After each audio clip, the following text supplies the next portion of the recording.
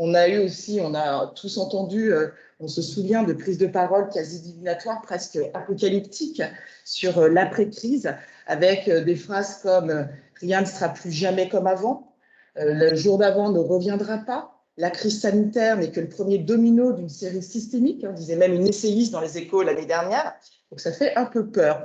Néanmoins, malgré ou à cause de ce foisonnement d'infos, nous, on a voulu un peu regarder autrement. On ne trouvait pas finalement ce qu'on cherchait sur les individus. On voulait un peu savoir finalement qu'est-ce qui avait changé pour les Français en cette sortie de crise sanitaire, en cette presque sortie de crise sanitaire. Soit les approches étaient trop globales, soit extrêmement spécifiques. Or, nous voulions regarder les individus autrement, de façon plus singulière, plus intime, plus protéiforme.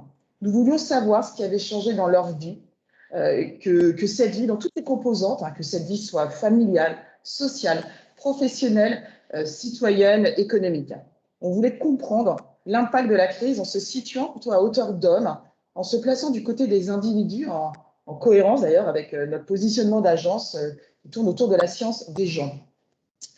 Par exemple, si on reprend cette thématique un peu de recherche de sens, tout le monde en parle, ça a été peut-être révélé, et on a compris qu'après cette crise, cette notion de recherche de sens était quand même plus importante. Nous, ce qu'on va faire, en fait, on va dire, bien sûr, c'est vrai, les gens recherchent des sens, mais c'est vrai pour qui et pour quel sujet? Et qu'est-ce que ça change? Et comment on va appréhender cette dimension extrêmement large? Donc, cette étude, l'étude qu'on a conduite avec Occurrence, notre façon d'approcher en fait ce sujet-là, eh bien, ça va servir à ça va servir à décortiquer, à comprendre les aspirations, à comprendre en fait l'évolution des comportements. Donc, à la fin de l'été, l'Institut Occurrence est allé interroger un panel d'un peu plus de 1000 Français représentatifs, donc sur la partie plutôt hexagonale, donc représentatifs en âge, en sexe, en CSP, en composition de foyer, en niveau d'études, en secteur d'emploi, en résidence. 52 questions leur ont été posées et les résultats obtenus sont vraiment parlants. Vous découvrirez avec Pierre. Ils nous permettent de dessiner des tendances d'aspiration par segment de population, d'observer aussi parfois des paradoxes, de comprendre l'évolution de l'environnement émotionnel des Français, partagé, on le verra, entre optimistes et pessimistes. Pour partager ces datas et ces enseignements face à moi, Laurence Vignon, vice-présidente de l'agence ici Barbès, et Pierre Chavonnet, directeur conseil de l'Institut d'études Occurence. Donc, je te passe la parole pour dévoiler donc, cette étude. Merci Marie-Hélène. Donc, en effet, cette étude, elle est très intéressante parce que on a vraiment bâti un questionnement. Donc, je reviendrai plusieurs fois sur la méthodologie de questionnement au cours de cette intervention parce que on est vraiment allé chercher une granularité assez fine sur le vécu de la crise et sur les comportements issus de la crise. Et en fait, on va tout de suite commencer avec en fait la 52e question que nous avons posée. Donc après avoir interrogé abondamment sur le vécu de la crise, on a demandé en fait à notre panel, à nos Français, on leur a demandé si la crise, à leur avis, avait fait d'eux une nouvelle personne. Et il se trouve que 54% ont répondu « Oui, je suis une nouvelle personne après la crise ». Donc, vous voyez, on n'est pas dans l'épaisseur du trait, on a une très lourde tendance. En fait, cette crise, elle a généré beaucoup d'introspection, et on va le voir. Mais on peut aussi dire, et là on est sur la partie droite de l'écran, si on passe le slide, le premier slide, que tout le monde n'a pas vécu la crise de la même façon. Et vous allez voir tout au long de la présentation d'aujourd'hui, vous allez comprendre qu'il y a eu un peu une crise, enfin la façon de vivre la crise un peu à deux vitesses. Et on doit dire qu'une majorité d'entre nous a vécu la crise, donc à 45%, vous voyez, comme une expérience négative. Et uniquement 31% d'entre nous a vécu cette crise de façon positive. Donc, vous allez voir que dans mon propos, il y a beaucoup de positifs, mais je pense qu'il faut quand même l'entendre à l'aune de ce premier partage, c'est-à-dire qu'une majorité de Français, même s'ils en tirent des conclusions pas obligatoirement négatives, en tout cas, majoritairement, les Français ont vécu cette crise de façon comme une expérience négative. Et juste, je vous dis en creux, 24%, ni positif, ni négatif. Et donc, c'est pour ça qu'on peut arriver, vous allez voir tout à l'heure, sur des tendances qui sont plus positives avec ces neutres qui sont en entrée de questionnaire. Encore un mot sur ce slide. En fait, c'est assez marqué. Les gens qui sont plus positifs sont plus diplômés, ils sont plus optimistes, ils ont plus confiance.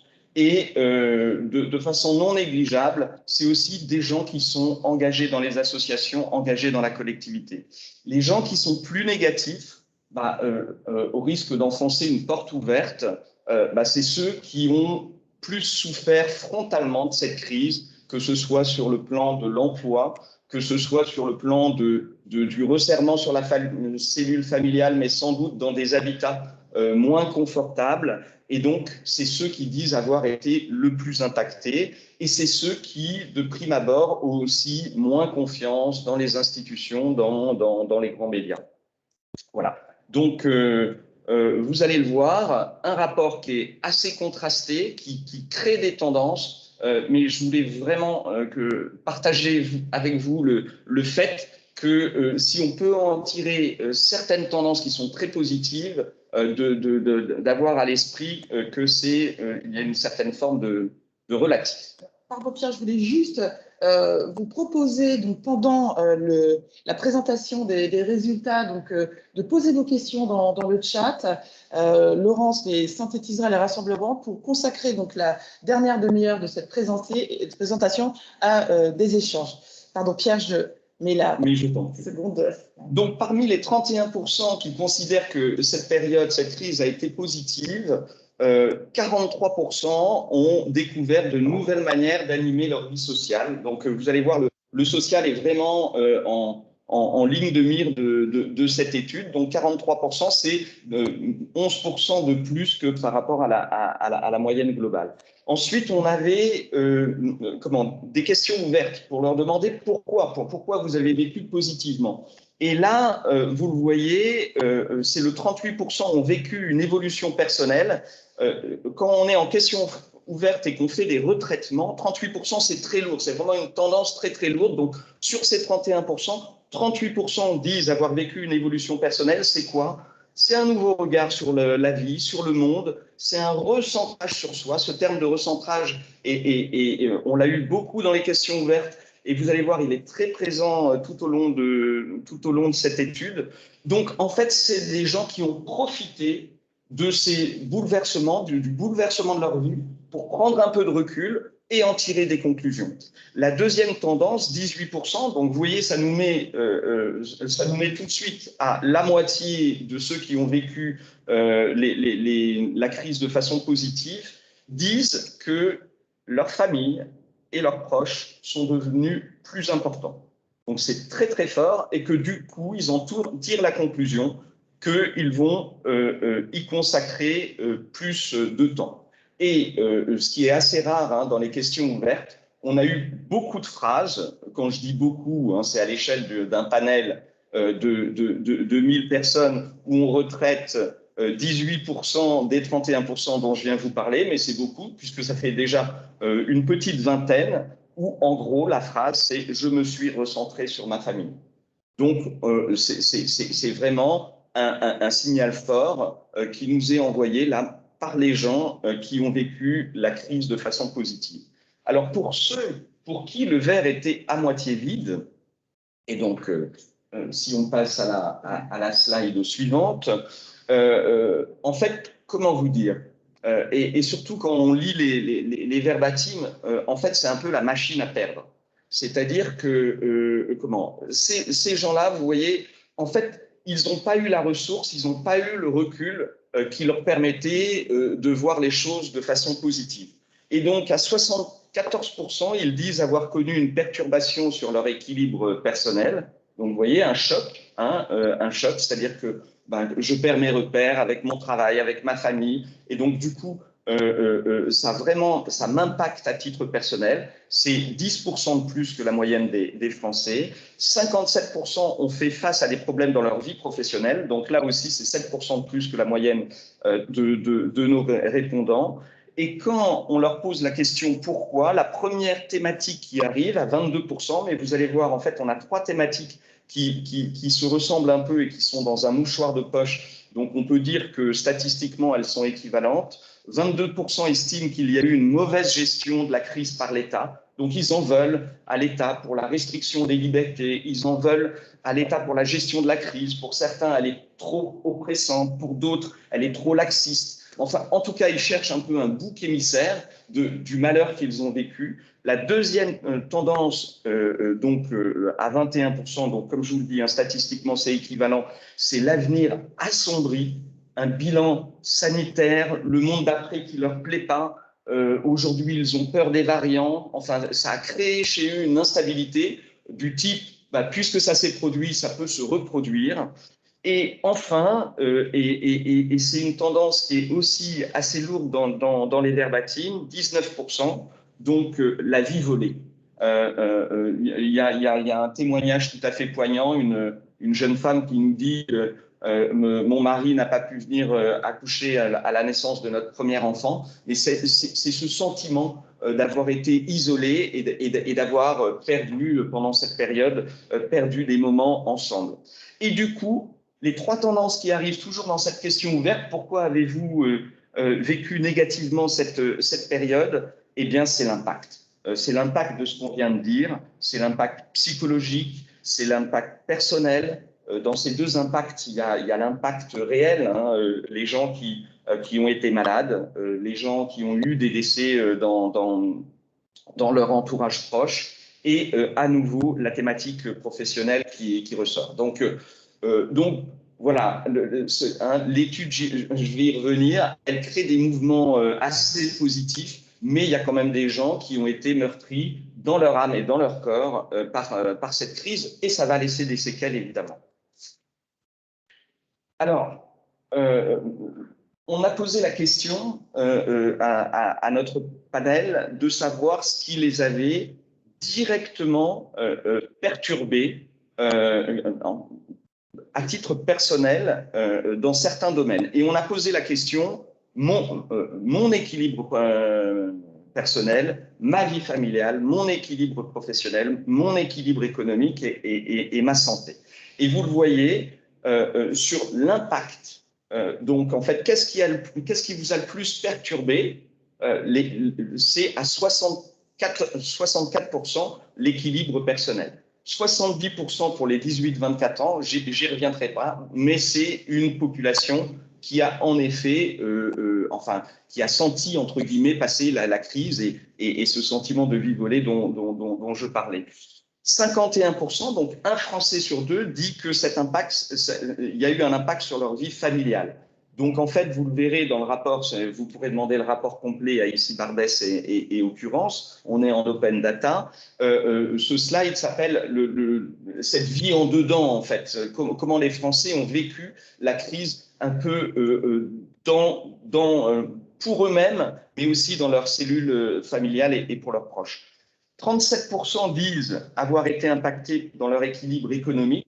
Donc, vous voyez que les amortisseurs créés par l'État montrent bien que quand même ça a marché pour la majorité des Français. Ça n'a pas marché pour tous les Français, mais ça a marché pour la majorité des Français. Et enfin, 33% disent avoir été impactés sur leur santé. C'est un peu l'ironie de l'histoire. C'est finalement cette crise sanitaire. Quand on demande aux Français, finalement, ils ont été impactés minoritairement sur leur santé. Évidemment, ceux qui ont été impactés, et on a tous des exemples de Covid long, donc on pense à eux, mais ce n'est pas un fait statistique établi majoritairement.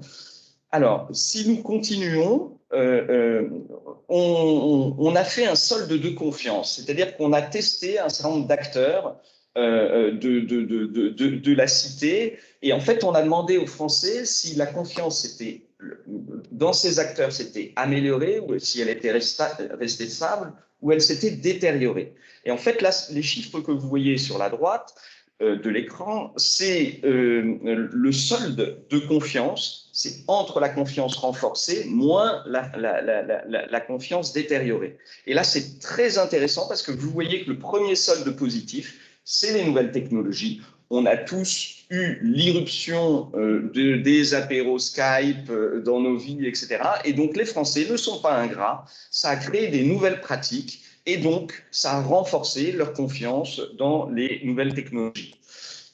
Nonobstant les minoritaires anti-pass sanitaires, ça a aussi renforcé leur confiance dans la recherche scientifique et médicale. Et donc, là aussi, on a un solde positif. Ça a également renforcé la confiance, 9%, dans les acteurs locaux et la proximité du territoire. Je vous rappelle que 9%, c'est beaucoup pour ceux qui sont familiers du NPS. Quand on a du positif, c'est vraiment qu'on a plus de promoteurs que de détracteurs. On raisonne vraiment en solde. Donc ici, le solde est positif et on va passer au solde négatif, ceux qui tirent moins bien leur épingle du jeu.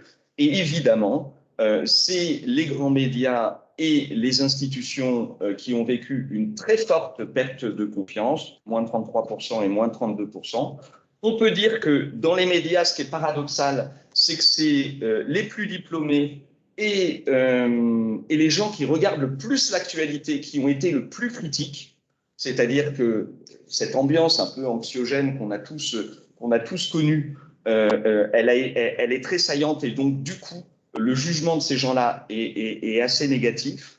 Finalement, sur les réseaux sociaux, c'est un petit peu moins marqué, mais ça reste négatif. Et il est de même pour les grandes marques, moins 10%.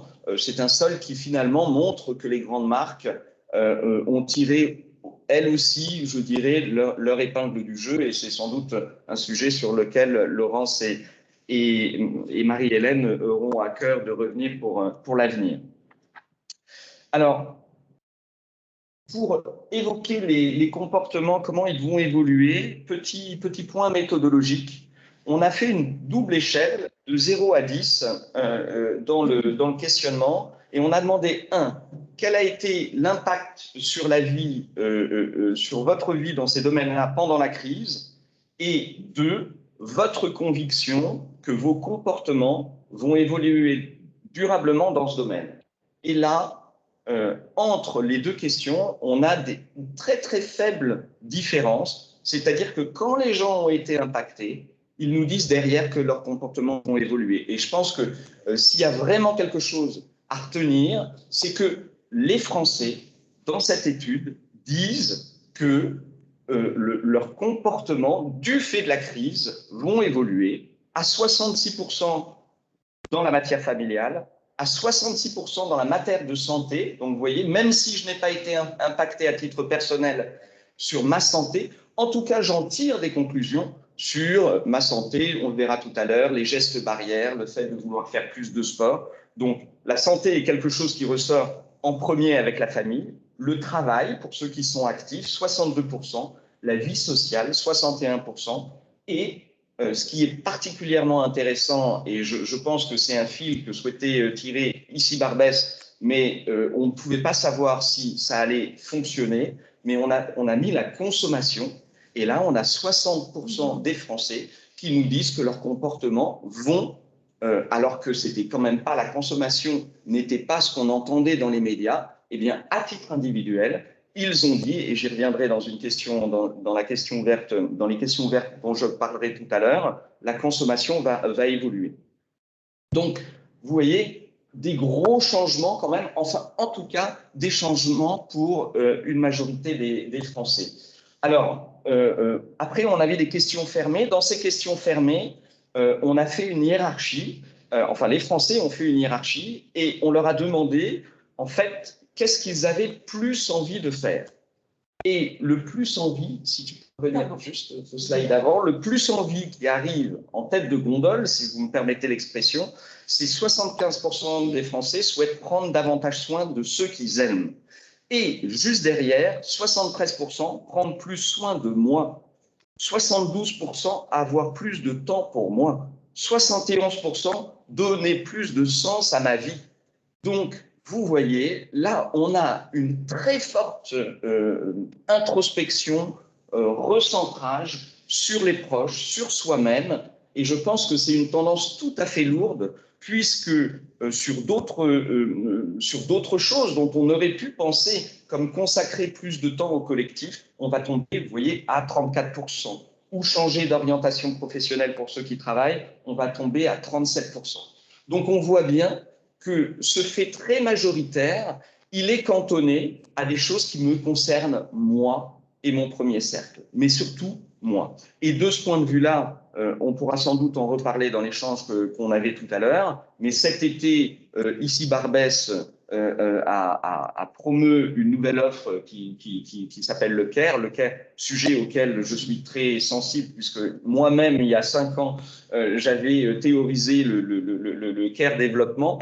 Donc, c'est vraiment un sujet très intéressant. Et là, on voit bien que sur cette tendance très lourde, l'une des réponses de la société doit être en effet le CARE et consacrer plus de CARE pour soi et pour ses proches.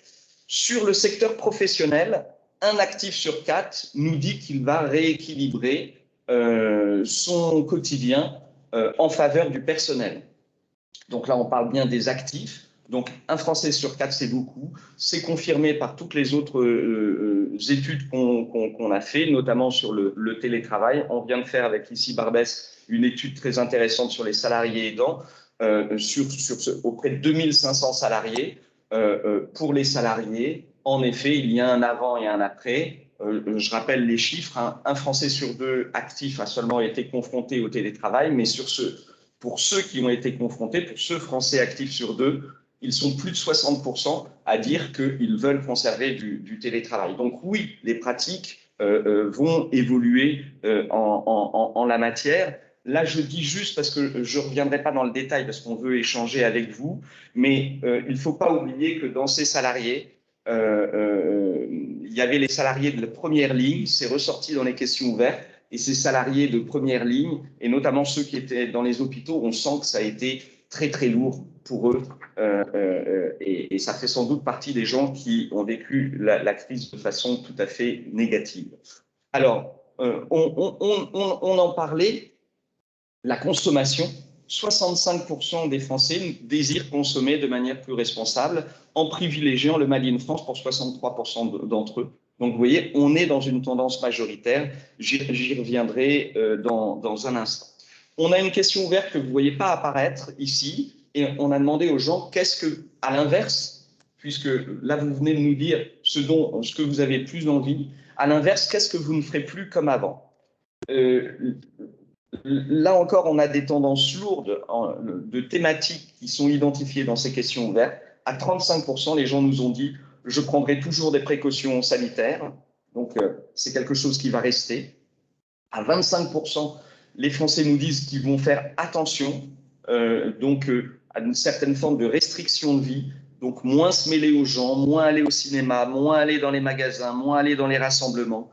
Moins aller dans les parcs d'attractions. Donc, c'est quand même une tendance 25% qui est assez lourde. Donc, ces enseignes-là, ces marques-là risquent quand même de ne pas revenir au niveau de 2019 assez rapidement.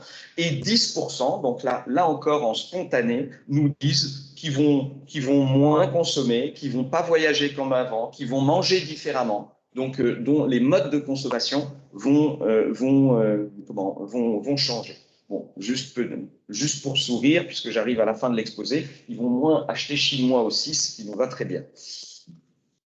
Alors, pour conclure, oui, il y a de l'espoir. C'est-à-dire que quand on demande aux Français s'ils restent finalement confiants dans l'avenir, ils sont 53% à nous dire oui, j'ai confiance dans l'avenir.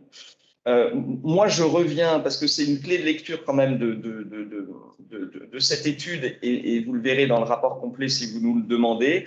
Sur ces 53%, il y en a quand même 76% qui viennent du quota de ceux qui ont vécu la crise de façon positive avec le recul dont on a parlé, et 36% seulement 36% de ceux qui l'ont vécu de façon négative. Donc, quand on l'a vécu de façon négative, on a minoritairement confiance dans l'avenir. Et d'ailleurs, je vous enjoins à regarder l'étude du Crédoc qui vient de sortir. On a des nouveaux vulnérables. Hein.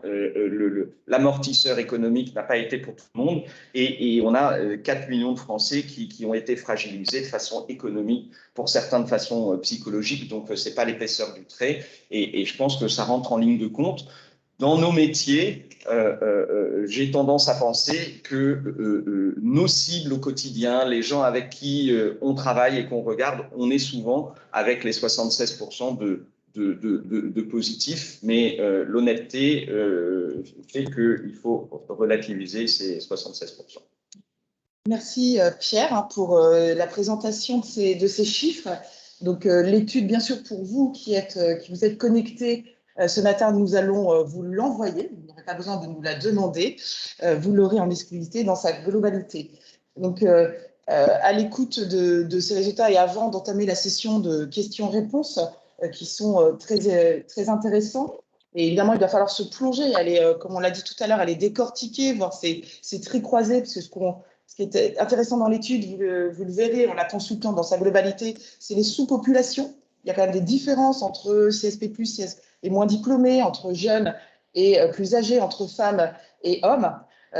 Dans cet ensemble-là, évidemment, et c'est pour ça qu'on s'est intéressé à cette question chez ICI Barbès, se pose la question pour les marques, pour les organisations qui s'adressent à ce public-là, du comment. Comment maintenant, aujourd'hui, on va s'adresser à ces nouvelles personnes qui ont changé en partie et ont changé différemment selon les groupes. Que peuvent-elles entendre aujourd'hui? Qu'est-ce qui est audible? Et on sait que l'enjeu est de taille, car la sensibilité est à fleur de peau. On avait vécu des crises avant, on voit qu'on a un mouvement aussi de changement a posteriori. Et tu l'as dit, hein, Pierre, hein, c'est extrêmement important, et ça, c'est vraiment la mise en exergue, c'est le repli des personnes sur eux. On se rend compte que ce repli sur soi, ce recentrage sur les proches, hein, ce sont des mots importants. Donc, et le souci, finalement, peut-être plutôt du développement personnel versus le développement professionnel. Donc, évidemment, on ne peut pas répondre de façon immédiate à cette interrogation-là, mais du coup, on s'interroge parce qu'on voit qu'on a un cadre sociétal qui, en revanche, lui est extrêmement dynamique, qui est ponctué par des crises, et on le sait tous que ces crises sont des boosters de changement. En filigrane, donc, cette étude montre également qu'entre cette posture de repli et le désir d'être une nouvelle personne, et tu parlais de mots hein, qui sont quand même très forts et qui montrent en fait la dimension émotionnelle dans laquelle on évolue aujourd'hui. Quand on dit moi, ce que je veux, c'est m'occuper de ce que j'aime. Donc, vous voyez le petit cœur d'ailleurs dans notre animation et le care, cette notion de prendre soin de moi et des autres que j'aime, et on est dans du sentiment. Donc, on va de l'autre du sens, on est même dans le sentiment et dans l'émotion. Donc, dans ce désir d'être une nouvelle personne, avec une appréhension de l'avenir qui oscille entre optimisme ou pessimisme, eh bien, quand même, ce qu'on peut se dire, c'est qu'il y a un espace d'écoute et d'attention. Qu'on ait peur ou qu'on n'ait pas peur, on va peut-être quand même, malgré le repli sur soi, se dire mais qu'est-ce qui se passe ailleurs? Est-ce que j'ouvre la porte ou est-ce que je l'ouvre grand ou est-ce que je la referme? Et quoi qu'il en soit, on écoute. Donc, en revanche, on sait aussi,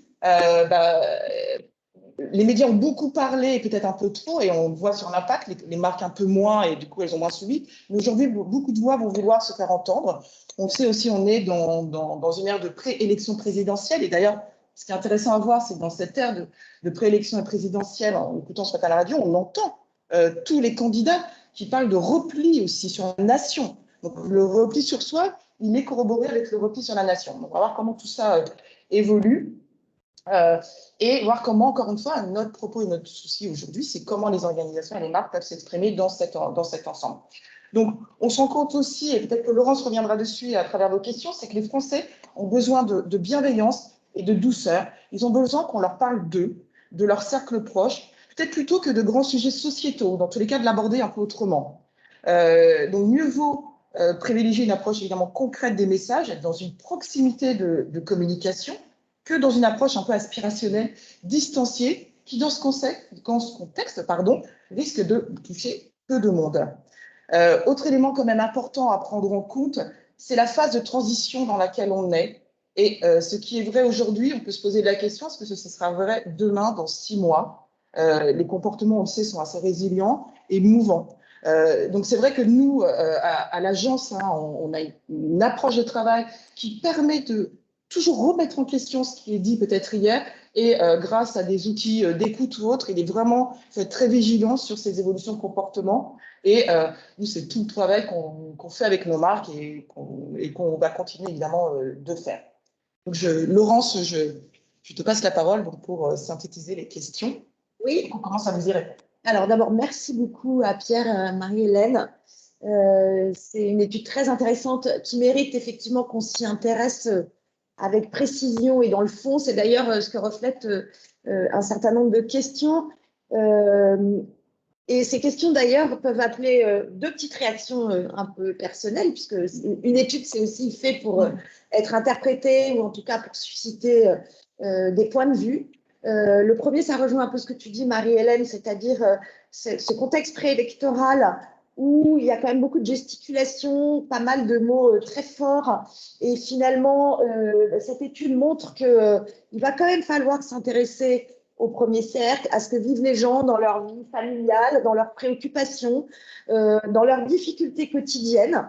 Il va falloir rentrer un peu plus finement dans ce type de problématiques.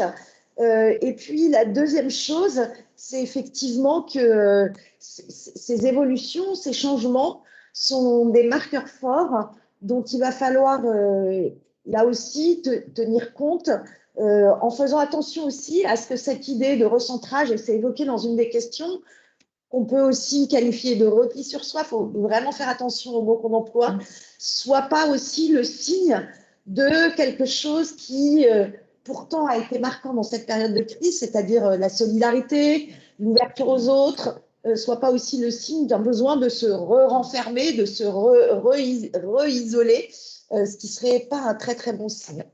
Voilà pour ces deux petits commentaires.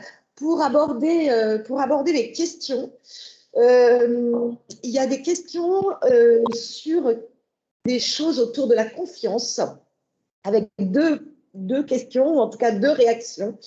La bonne surprise de plus de confiance sur les nouvelles technologies et sur la recherche, qui peuvent en effet constituer une bonne surprise, voire un étonnement. Est-ce qu'il y a des commentaires par rapport à ça? Et je vais compléter, puisqu'il y a aussi des réactions par rapport aux médias, avec cette idée de dire que finalement, pour certains, c'est pas une surprise, mais dans quelle mesure le déficit de confiance envers les médias s'est creusé, alors qu'il y a une autre réaction qui dit pourtant, on a l'impression, ou en tout cas on a mesuré que sur les médias, pour la presse quotidienne, pour certains médias, en revanche, il y a eu un peu plus de confiance. Alors, sur les médias, alors déjà, la question était formulée, pour être précis, grands médias. Donc, je pense que dans grands médias, potentiellement, quand on est français aujourd'hui, on entend beaucoup télévision et radio, et peut-être un peu moins presse écrite. Et sur on avait deux questionnements. En fait, on disait ma confiance était plutôt mauvaise et elle s'est améliorée. La crise n'a pas eu d'impact et elle s'est détériorée. Ma confiance était plutôt bonne et elle s'est renforcée, ou elle n'a pas eu d'impact et elle s'est détériorée. Et en fait, vous voyez, sur les grands médias, on avait un total de confiance plutôt mauvaise de 36%. Donc, majoritairement, on peut dire que les Français ont dit ma confiance était plutôt bonne. Après, elle s'est détériorée. Donc, en fait, il y a un socle de confiance dans les grands médias. Mais ce qui est intéressant avec ce qu'on vous a proposé, donc de faire le solde en fait entre le renforcement et la détérioration, en fait c'est très segmentant, c'est-à-dire qu'elle s'est fortement dégradée de 25% pour les gens qui avaient confiance, et notamment, comme je le disais tout à l'heure, des gens qui écoutent plutôt beaucoup les grands médias. Donc il y a eu quand même quelque chose par un phénomène de rejet. Ça ne veut pas dire qu'il est pérenne, mais en tout cas, dans la séquence, il y a eu un phénomène de rejet et on peut quand même constater que statistiquement, par rapport aux nouvelles technologies, recherche scientifique, grands marques et même institutions républicaines, c'est les grands médias qui sont, voilà, dont on a ressenti qu'ils étaient pas un acteur de confiance dans la crise, en fait. Très bien. Merci beaucoup, Pierre. Il y a évidemment des questions sur la vie professionnelle versus la vie personnelle. Et sur ce point, est-ce qu'on peut affiner un peu, ou en tout cas commenter le fait qu'il puisse y avoir un désengagement au profit du recentrage sur la vie personnelle vis-à-vis de l'entreprise et vis-à-vis de sa vie professionnelle? Et par rapport à ça, il y a une autre réaction sur la confiance dans l'entreprise et le sujet aussi du retour au bureau. En gros, est-ce que c'est un sujet qui met en tension vie pro, vie perso, et est-ce que ça crée aussi un déficit de confiance vis-à-vis de son entreprise, vis-à-vis du bureau? Alors, en fait, je vais vous donner l'exhaustivité de la question fermée, c'est-à-dire aux gens qui nous ont indiqué qu'ils avaient été perturbés dans leur vie professionnelle. On leur a demandé quelle proposition explique le mieux, donc avec des questions fermées, ce changement de comportement concernant votre vie professionnelle. Donc, on l'a dit, ce qui arrive en premier, c'est à 42%, j'ai décidé de rééquilibrer ma vie avec une moindre mesure pour le professionnel. À 15%, j'ai décidé ou entrepris un changement radical de vie professionnelle. Donc là, il y a quand même, vous voyez, une certaine forme, 15%, c'est pas neutre, de radicalité. Ensuite, il y a tout un mouvement de 18%, j'ai trouvé un nouveau sens ou redécouvert le sens de mon engagement professionnel. Donc là, ça va dans le sens de la question que tu poses, ou qui est posée, c'est-à-dire j'ai retrouvé du sens, je me suis réengagé. Et ça, dans les études, nous on a fait des études post-Covid dans un certain nombre d'entreprises et on n'a pas vu de défiance arriver en masse. Donc moi, je pense que le sujet, c'est pas tant le sujet de la défiance vis-à-vis de l'employeur, c'est plutôt le sujet de comment les organisations, les entreprises prennent en compte le besoin de nouvel équilibre et de sens qui est indiqué. Et on a quand même un répondant sur 4, donc 25%, qui nous dit aucune de ces propositions. C'est-à-dire qu'on voulait laisser le champ libre au fait qu'on n'avait pas, vous savez, les questions fermées, en fait, on oblige un peu les gens à répondre. Et là, on voulait. Donc là, dans ces 3 propositions que je viens de vous décrire, il y a quand même 25%, un salarié sur 4, qui dit non, j'ai été impacté, j'en ai tiré des conclusions, mais ce n'est pas celle que vous me proposez. Alors, il y a un commentaire qui effectivement peut nous concerner tous au titre de la responsabilité qu'on a dans nos organisations, qui est effectivement un peu à la marge de l'étude, mais qui amène une réflexion, je pense, auprès de nous tous, qui est finalement cette idée de comment on va refaire du collectif en entreprise, cette grosse question du moment, alors que finalement, ce collectif, dans son entièreté, ne sera plus jamais présent avec le télétravail à 100% au même moment. Moi, j'ai un petit commentaire à faire, c'est qu'effectivement, il faut qu'on se donne du mal et qu'on crée des moments de rencontre où on s'efforce justement d'avoir 100% des effectifs. Ces moments, ils peuvent être peut-être des moments plus ludiques, peut-être autre chose que des moments professionnels à 100%. Dans télétravail, il y a travail, donc peut-être que le collectif à 100% et dans tout, encore une fois, la représentation de l'ensemble des effectifs, il se joue dans une proposition peut-être plus rassembleuse, plus ludique, plus, j'aime pas trop ce mot, mais plus conviviale. Et peut-être pour ajouter, c'est que est-ce que ce collectif, quand il va falloir le vivre, ou même cette dimension professionnelle, personnelle, c'est que dans le collectif, c'est de ne pas oublier l'individu, donc les composants de ce collectif, et que le dénominateur un peu commun de cette notion du faire attention à moi, faire attention à ce que j'aime, c'est le prendre soin. Donc, dès lors que l'organisation, en faisant vivre le collectif, prenne soin de chacun de ces individus qui le composent, eh bien, on trouvera peut-être une clé. Si l'individu dans le collectif se sent bien, se sent reconnu, peut-être que là, du coup, on travaillera de façon beaucoup plus positive et qu'on aura un retour. Alors, pour revenir à des sujets plus institutionnels, il y a deux questions, deux réactions sur les institutions.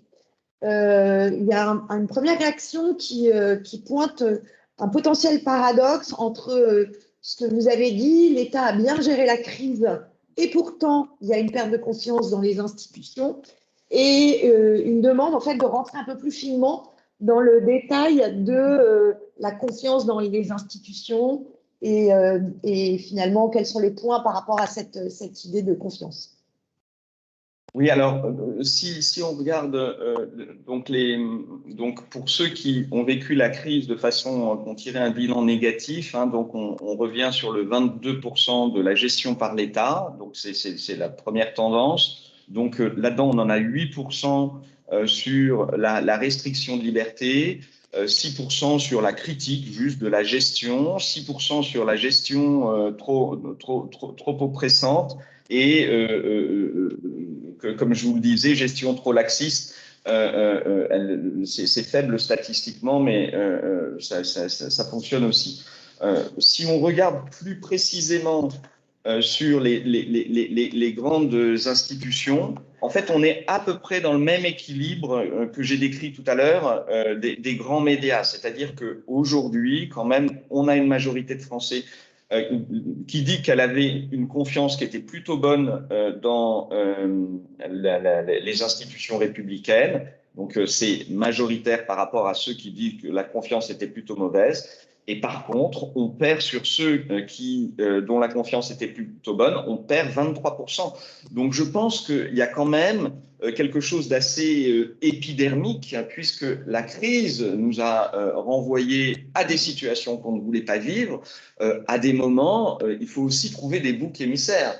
C'est-à-dire que ça va être difficile d'invoquer le cosmos. Donc, les institutions républicaines ont aussi bon dos, mais bon, on n'a peut-être pas non plus entendu sur toute la séquence une cohérence qui permette de dire oui, ma confiance est restée intacte. Donc, voilà. Donc, je ne suis pas certain, honnêtement, j'aurais tendance à dire que sur cette question-là, on est vraiment à un T0 qui est intéressant, mais je n'en tirerai pas de conclusion comme on est capable d'en tirer des conclusions sur les autres questionnements, sur les changements de comportement qui sont très étayés. Là, c'est juste une question et je pense qu'elle méritera dans 6 mois, dans 1 an, qu'on la revisite exactement de la même façon pour voir si, entre guillemets, ces acteurs se sont refaits le capital de confiance qu'ils avaient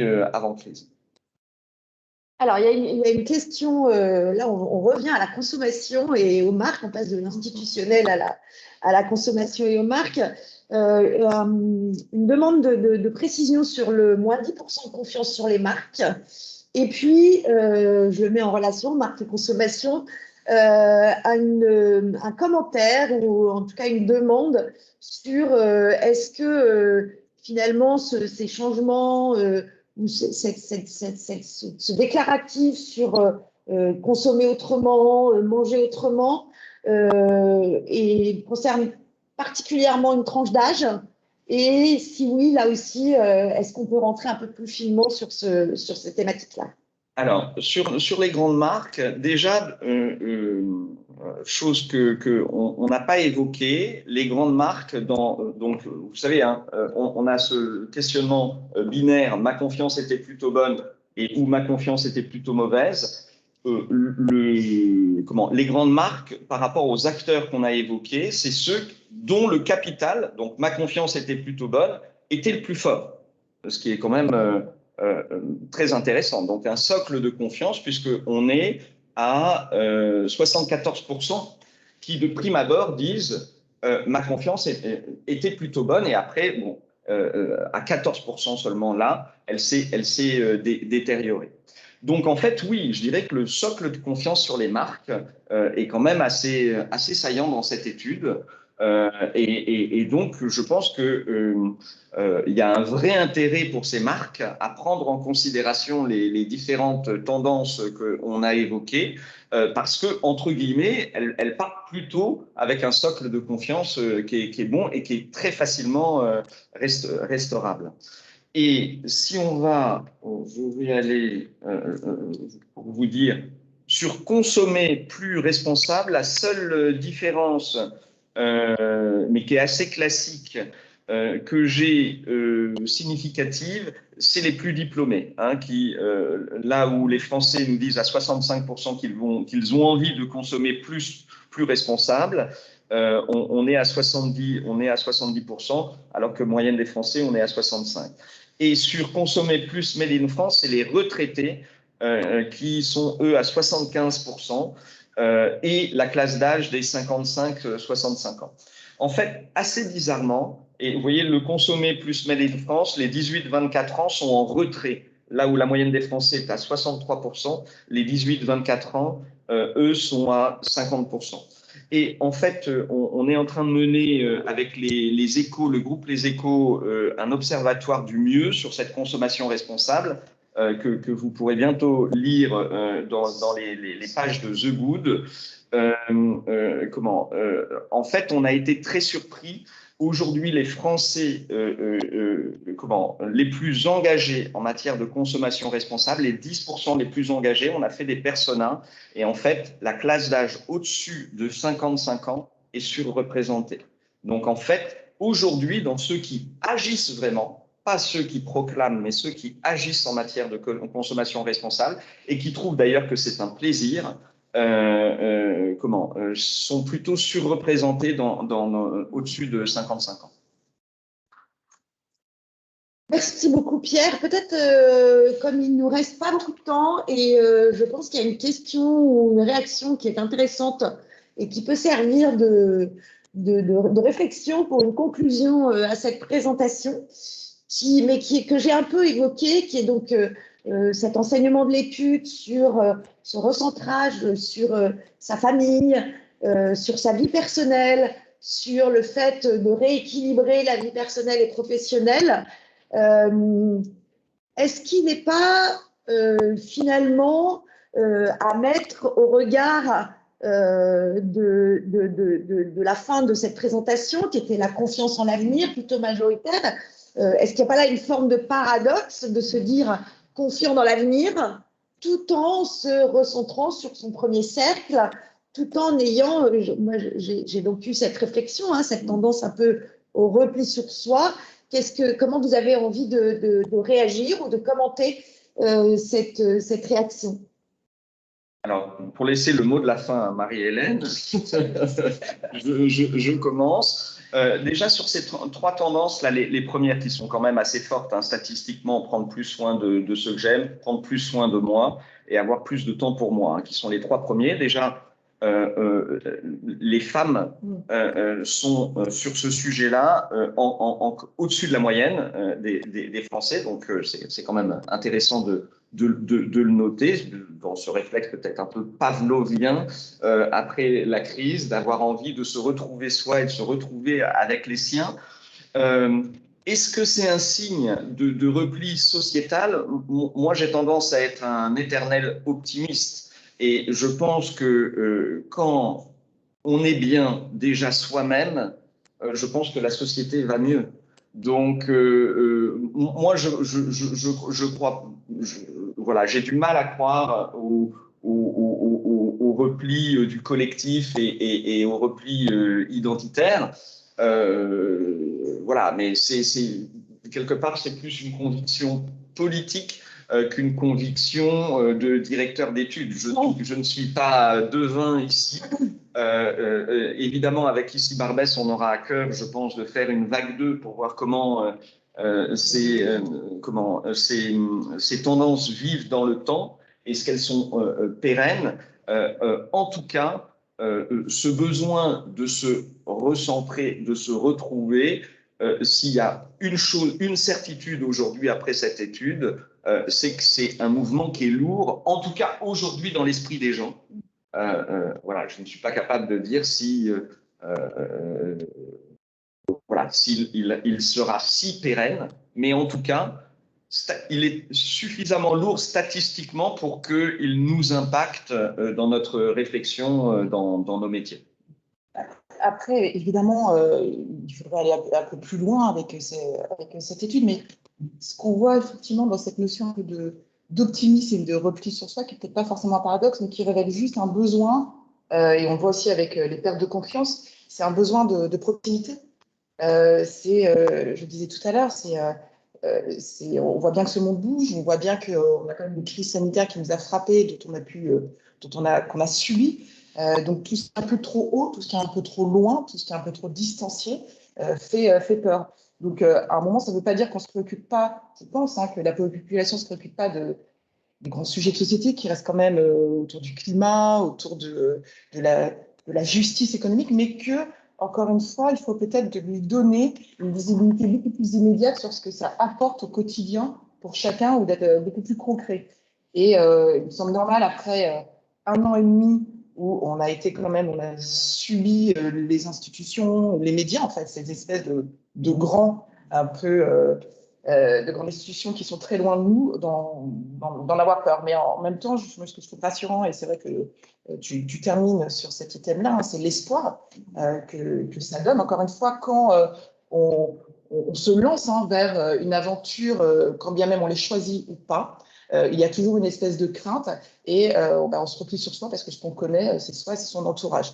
Donc, je pense encore une fois, je le disais tout à l'heure, qu'en effet, ces chiffres, ces évolutions de comportement sont vraiment à analyser et que ça peut bouger en fonction de cet environnement dans lequel on vit, sociétal, politique, économique, climatique, extrêmement mouvant. Voilà. Il y a des questions encore qui restent un peu précises. Par exemple, sur le rapport au tourisme loisir et sur les tendances. Il y a une question une réaction en tout cas sur ce que Pierre, tu as dit sur la RSE qui pouvait concerner les gens plutôt de plus de 55 ans. On a plutôt tendance à penser que ça concernerait plutôt les plus jeunes. Peut-être que là, comme il reste pas énormément de temps, Pierre, je ne sais pas si tu veux commenter. En tout cas, il y a le rapport détaillé qui va vous être envoyé à tous. Et on reste à votre disposition si vous avez des réactions ou des questions pour y répondre par mail ou par un petit coup de fil. Voilà, on est là pour évidemment prolonger le dialogue, la discussion autour de cette étude. Avec cette idée, en effet, j'y pensais hier que, bien sûr, ça nous intéressait vraiment de nous intéresser, c'est le cas de le dire, de réfléchir à ce qu'étaient les Français. En fait, quand on a commencé à réfléchir au bien fondé de cette étude, on s'est dit, qu'est-ce qui ne sera plus jamais comme avant dans la vie des Français? C'était ça l'angle, en se disant, il va falloir intimement qu'on rentre dans la perception et la vie de chacun de nous. Maintenant, c'est vrai qu'il y a besoin sans doute de prendre du recul, de voir comment les choses évoluent. Je pensais hier encore une fois aux jeunes, en me disant c'est incroyable, c'est une génération qui aura vécu ça. Comment tout ça va évoluer, comment tout ça va ou pas structurer leur future vie. Donc, c'est plein de potentiel et plein encore de questions, je pense. Et le rapport entre les générations qui aussi peut-être se distend. D'ailleurs, Laurence, tout à l'heure, on parlait tu remontais la notion de RSE. Les individus n'emploient pas ce terme-là, responsabilité sociale d'entreprise. On va peut-être essayer, là aussi en termes de vocabulaire, ce qu'ils veulent, c'est de la consommation responsable. Donc, ils parlent de ce qui les touche encore une fois. Donc, peut-être que là, il y a une attention aussi à la sémantique qu'on va utiliser par les marques, d'être beaucoup plus simple et d'être aussi plus entendable sur ce qu'on dit. Si on dit RSE, c'est quoi en la réalité en termes de conséquences en tant que salarié? Donc, arrêtons d'être dans la distance et d'être en hauteur, redescendons un peu. Ouais, juste parce que bon, voilà, des fois par curiosité, je reviens là à la question ouverte, à l'inverse, quelle est la chose en lien avec votre expérience de la crise sanitaire que vous ne ferez plus jamais à partir de maintenant. Donc, je vous ai dit de 35% de précautions sanitaires. Dans ces 35%, enfin, 14% donc de ceux qui répondent disent se mêler aux gens comme avant. Donc, ça, c'est pour aller dans le sens de se mêler aux gens comme avant. Là, il y a quand même une notion sanitaire de repli sur soi qui est pas seulement je vais prendre soin de moi, c'est aussi je vais moins aller dans les endroits où il y a beaucoup de monde. Donc, je pense que c'est quand même une tendance qui est importante et qu'il faut regarder. Et sur les 10% qui parlent spontanément de la consommation, hein, là, on leur imposait pas une réponse. Il y en a 5% donc de l'échantillon global. Hein, là, on a 681 répondants qui disent consommer comme avant, donc une réflexion sur la consommation. 4% voyager comme avant. Et là, quand on regarde les verbatims, c'est beaucoup les voyages à l'étranger hein, qui pâtissent de cette crise. Et 1%, comme je vous le disais, manger comme avant. Donc, manger plus responsable. Voilà. Donc, mais c'est vrai qu'à 10% en question ouverte, c'est un vrai signal fort hein, que nous envoient les Français sur ce sujet-là. Eh bien, c'est le mot de la fin. Pierre, merci beaucoup à tous pour votre présence. Merci encore, Pierre, pour ce partenariat. On fait pas mal de choses ensemble. On s'intéresse à ces sujets à travers nos clients communs. Et donc, c'était vraiment très intéressant de travailler ensemble. Merci Marie-Hélène pour tout ce travail et merci beaucoup à vous tous pour votre présence. Et on vous souhaite une belle journée, fraîche et ensoleillée. Et n'hésitez pas à nous suivre sur les réseaux sociaux parce qu'on va continuer d'approfondir via des tribunes de différents de nos collaborateurs et d'extérieur sur cette étude. Merci à vous tous. Au revoir. Au revoir.